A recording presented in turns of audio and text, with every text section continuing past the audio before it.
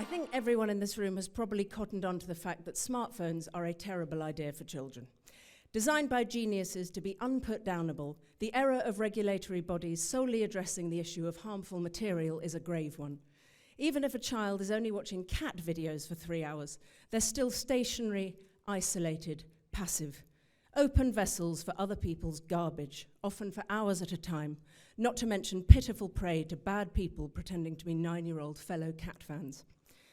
The physical consequences of this vice-like addiction range from eyesight damage, spinal damage, sleep disturbance, hormone disruption, obesity, and manifold neurological impairments, including the decimation of the attention span, giving rise to various ADHD-like symptoms. And one current study is exploring the link between children's screen use and early onset dementia. And these are just the physical harms.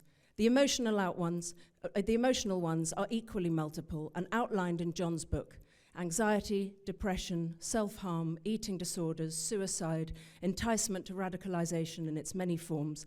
The list is too long for my time slot.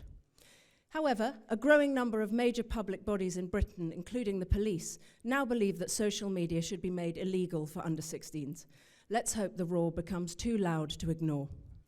But it's not only the smartphone and social media issue. The educational technology, or EdTech head of the Hydra, is an equally troubling one. It appears to be such a good thing, such a progressive and positive force. Yet lift up the shiny chrome lid, and in the main, it's just an unproven and massively profitable business. Big tech in a school uniform, as one of our guests here today, Emily Churkin, puts it. Now, I think it's important to say at this juncture that I didn't start out as an EdTech skeptic. I actually really wanted to believe in it, and for a couple of years I kept trying to, as I knew that not believing would mean a major headache and an almost daily battle, both personally at my children's schools and on a much wider level as I saw what was happening in classrooms around the country. So a few years ago, when my children's previous schools gave them iPads, I tried my level best to be a good parent and to become a believer.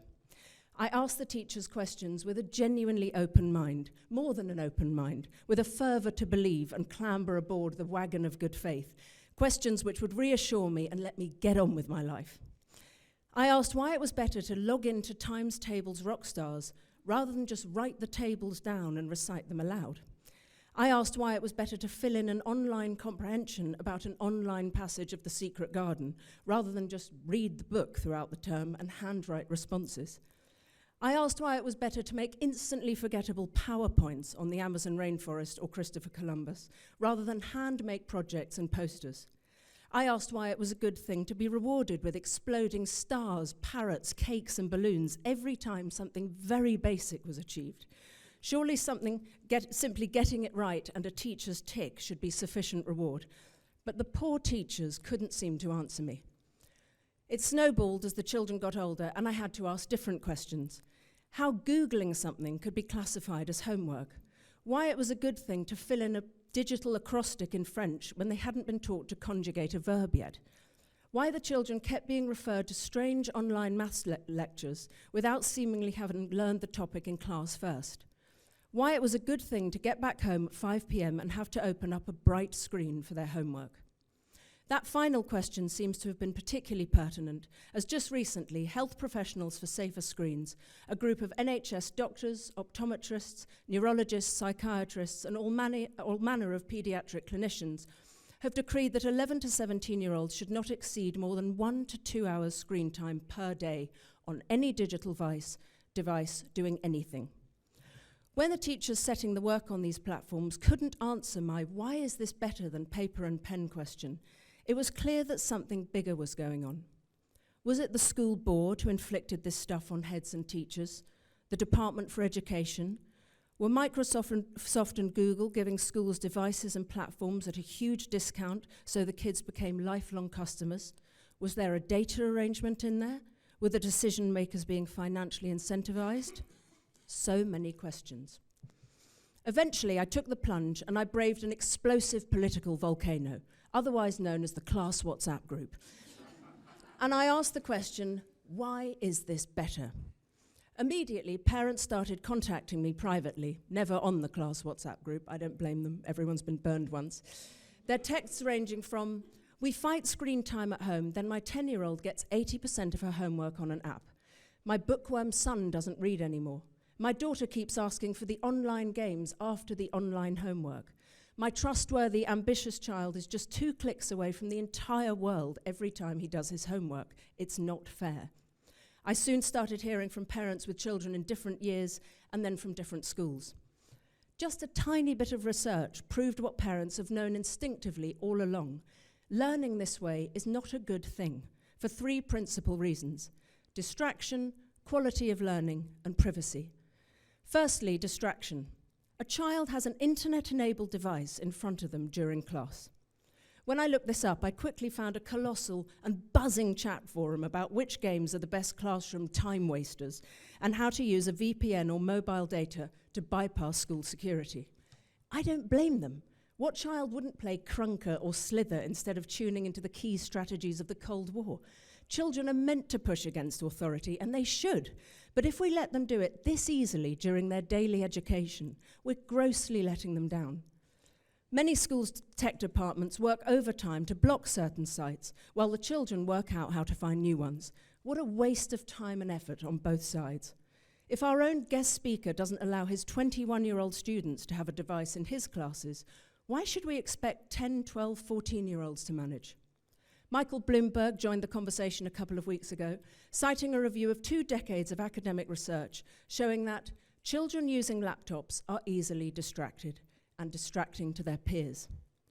Secondly, what is the quality of learning actually taking place if the devices aren't being used to play games and watch Netflix?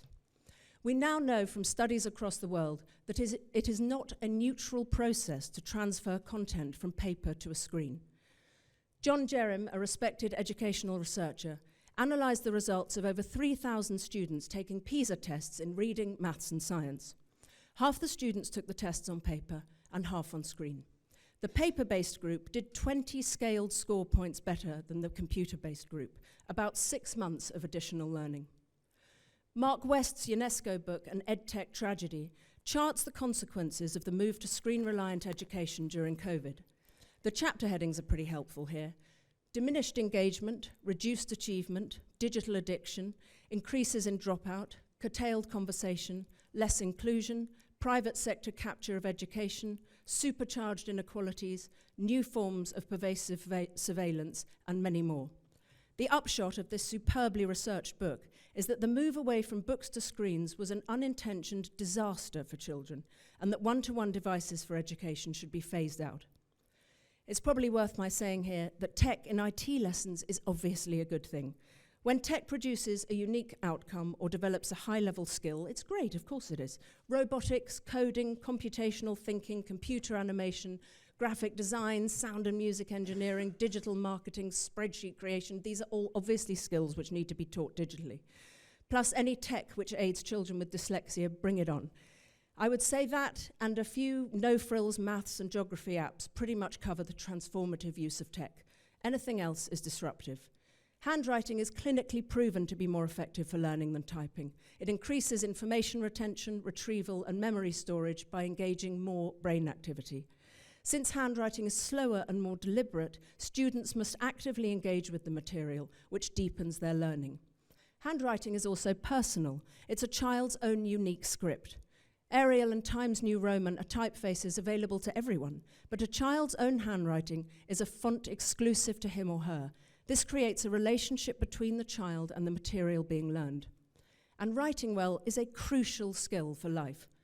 As George Orwell said, if people cannot write well, they cannot think well, and if they cannot think well, others will do their thinking for them. I'm not going so far, I don't think, as to say this is all part of the big dark plan, but an education system which chooses to teach students in an inferior way must be ruthlessly analysed and questioned. Most popular digital platforms have shown no improvement in children's attainment. Many have shown downturns. A comprehensive study on the hugely successful app Mathletics shows the students who didn't use it did better than the students who did. What are we doing? The best performing education systems in the world, namely those in East Asia, use tech with immaculate caution and specificity. Countries like Sweden and Finland are reverting to books, paper and pen. And finally, there's the privacy issue. The same persuasive design elements which make social media and video games so addictive are also used in EdTech because their business models are the same. They both depend on time on device, whether that's a grown-up on Instagram or a child on a learning platform. And EdTech, like big tech, relies on data. And if these products are being used in schools, that data belongs to children. Yet Internet Safety Labs found that 96% of EdTech platforms sell children's data to third parties. We were sold a dream. Technology would revolutionize education, personalize learning, and prepare kids for a digital future. Billions of dollars and pounds later, where are we? Test scores are plummeting globally. The increased screen use is damaging children's health. Pupils are resorting to ChatGPT to write their essays, and teachers are employing AI to mark them. Which begs the question, what's the point of school?